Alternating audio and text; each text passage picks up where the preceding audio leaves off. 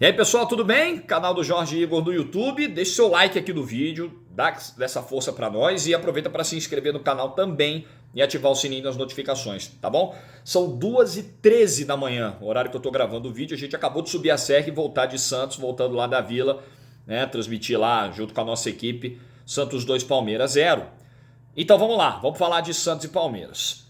O jogo colocava frente a frente dois rivais e dois postulantes ao título do Campeonato Brasileiro. Então, antes do jogo, o cenário era esse. Na teoria era isso que a gente ia ver. Na prática não foi bem assim. Na prática a gente viu um time brigando pelo título, o Santos, e outro time que parecia que estava a passeio no jogo, no campeonato, que era o Palmeiras. O Palmeiras parecia hoje, pela postura, pelo anímico, e até o Mano fala isso na coletiva pós-jogo, que no anímico o time dele hoje estava muito abaixo. O Palmeiras parecia um time de meio de tabela, faltando 3 rodadas para acabar o campeonato, sem mais nenhuma aspiração e cumprindo uma tabela, né? Fazendo um jogo de cumprimento de tabela. Essa era a postura do Palmeiras hoje. Altamente decepcionante para um time que tem chances matemáticas de título. Como foi altamente decepcionante o primeiro tempo contra o Internacional. Como foi altamente decepcionante o primeiro tempo contra o Atlético Mineiro.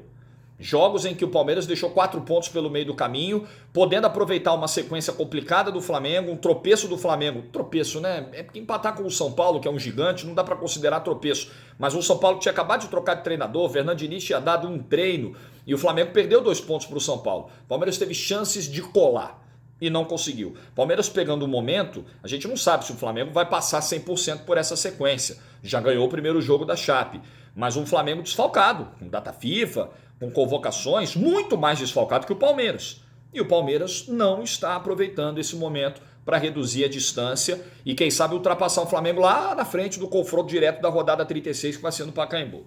E o Santos, por sua vez, ainda não é o Santos da sequência de vitórias do período da liderança do campeonato, mas é um Santos que vai recuperando a intensidade, é um Santos mais consciente do momento em que ele tem que acelerar o jogo e do momento que ele tem que desacelerar, porque como é que foi o cenário? Primeiro tempo de um Santos. Primeiro tempo até os primeiros 10 minutos o Palmeiras também teve chances. Só que gradativamente o Santos foi tomando conta do jogo, foi tomando controle, com intensidade, com pressão.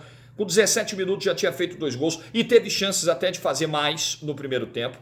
E manteve esse ritmo nos primeiros 45 minutos.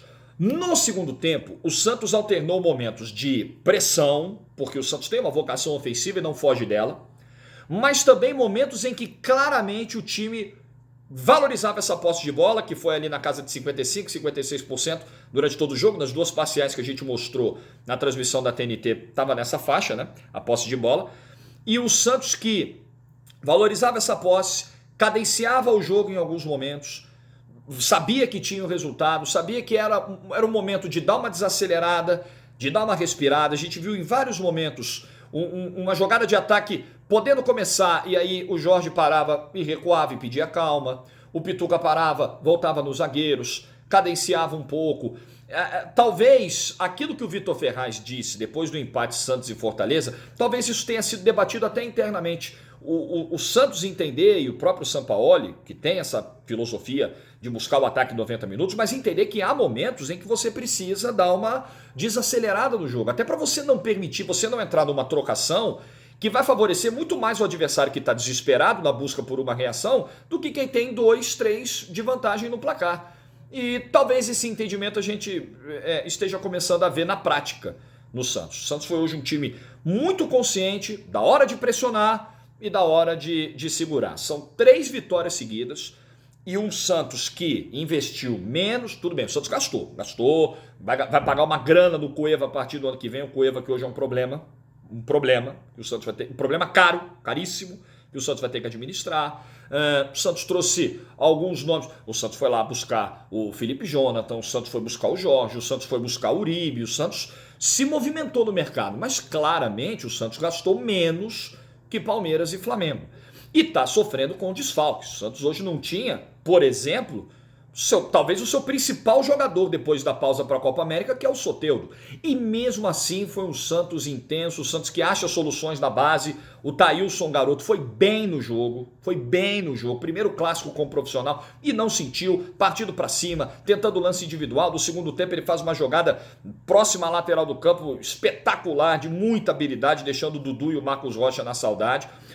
O Pará hoje foi uma das novidades do Sampaoli na escalação e cumpriu muito bem o papel defensivo, não tanto no apoio, mas defensivamente impecável a atuação hoje do Pará. Primeira vez que ele é titular nessa volta ao Santos, tá longe de ser um grande jogador para a posição, mas hoje foi muito bem. Jean Mota também, ainda não no nível que se viu no início do ano, mas hoje como titular teve um desempenho um pouco melhor que os desempenhos recentes pelo Santos. Então é o Sampaoli que vai achando soluções na base, vai pegando jogadores que não estão tendo tanta sequência, não muito acreditados, não muito embalados, não com muito crédito com a torcida, mas põe os caras vão lá e resolvem, e o Santos volta a pontuar. O Santos dorme de quarta para quinta a 5 pontos do Flamengo, tendo que secar, claro, o jogo do Flamengo nessa quinta contra o Atlético Mineiro, mas olha, com todas as dificuldades, é impressionante a campanha que faz o Santos. Como é impressionante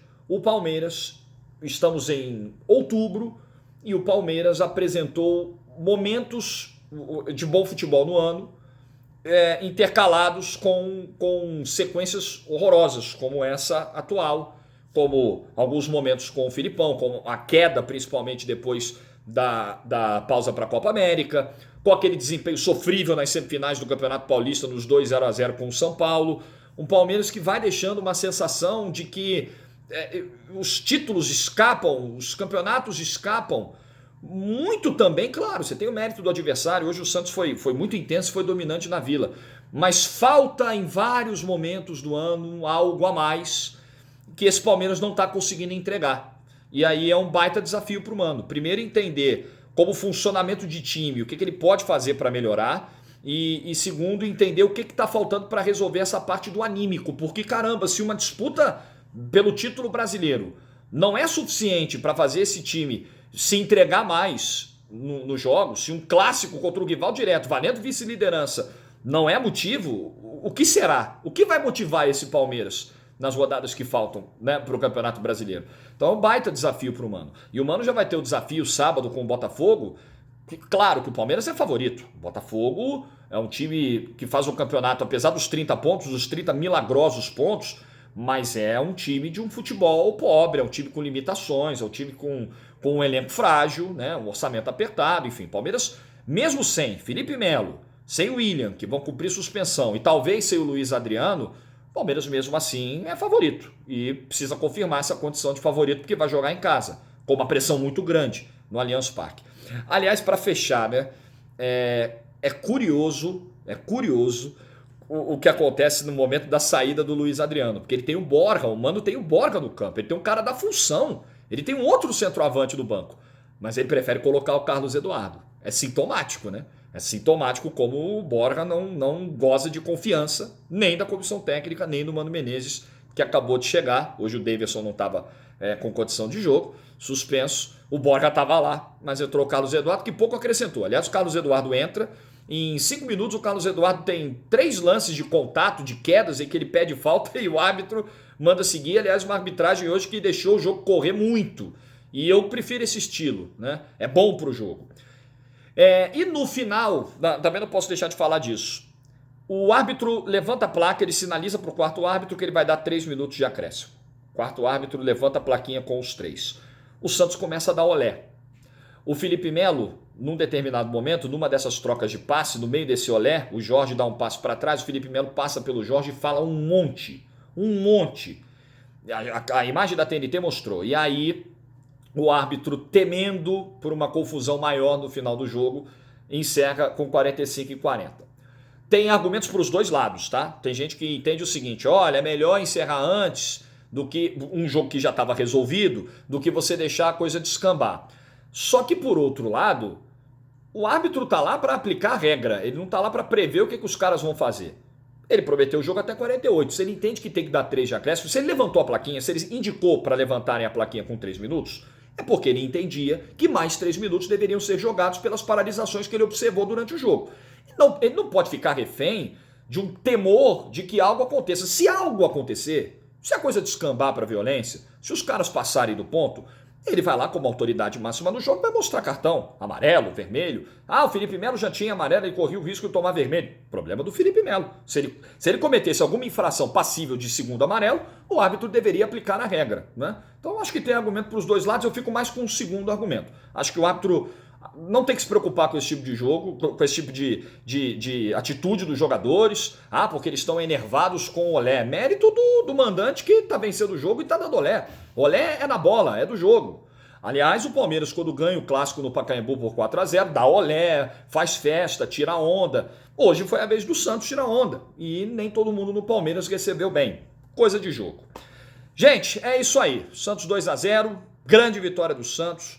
Grande trabalho do Sampaoli, apesar dos pesares, o Santos está no bolo, está na briga e esse Palmeiras precisa mais jogar muito, muito, muito mais bola e precisa ter um comportamento diferente. Esse comportamento de hoje não é comportamento de quem briga pelo título, em hipótese alguma, e o torcedor do Palmeiras está cobrando e com razão. Tchau, pessoal!